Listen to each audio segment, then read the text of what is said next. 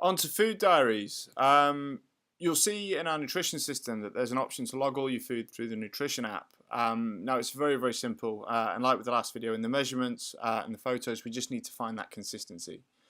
Using the app is extremely straightforward. You just need to click bottom of the home screen, and every dish you can imagine will be pre-programmed and preloaded in there as a recipe. You just need to search for the relevant one and add it in.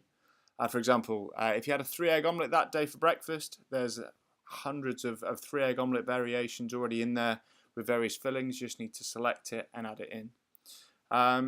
You can also add sort of individual ingredients. If you made something a little more creative in the app, we'll calculate it and give you a macro breakdown. But you don't need to worry about any of that. All you need to do is focus on logging them as consistently and as accurately as possible, so I can process all the data and give you feedback on it. All I want you to worry about is just making sure that that level of accuracy is there. So for example, if you did have that three-egg omelette with ham, peppers and cheese, make sure you log a 3-egg omelette with ham, peppers and cheese. Don't log a 3-egg omelette and that's it. Make sure you add the fillings in. You can just add them as separate ingredients. And also remember to add any cooking fats, sauces and glasses of water as well in there that you had, as everything that goes in contributes to your results. It's absolutely essential, guys, that in the first 28 days you log all your food in the app. We're talking every single day, as it's impossible for me to help you achieve the results that you deserve if you don't openly and honestly log your food. If you had a bad day, log it. I want to see it. I want to see exactly what you've had so I can make the necessary changes. I do not care.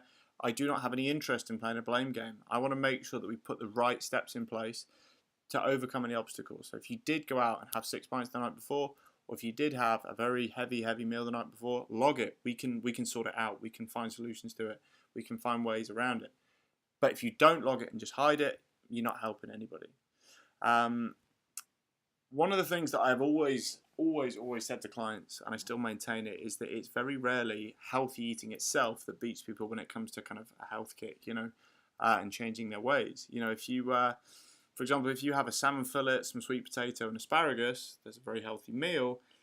That isn't what's going to make you grab some shit microwave meal or takeaway the next time.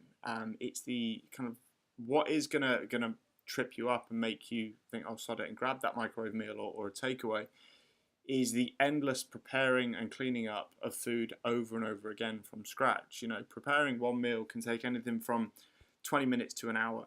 If you're eating 4 times a day for your 5-day working week, that's over 12 hours in your working week alone spent preparing food.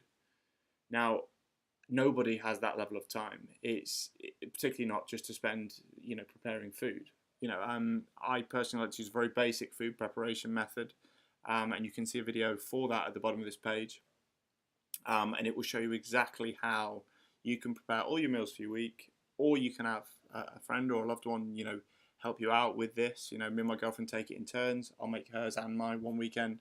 She'll make hers and mine the following weekend, and it's great because I know one week I don't have to worry about it.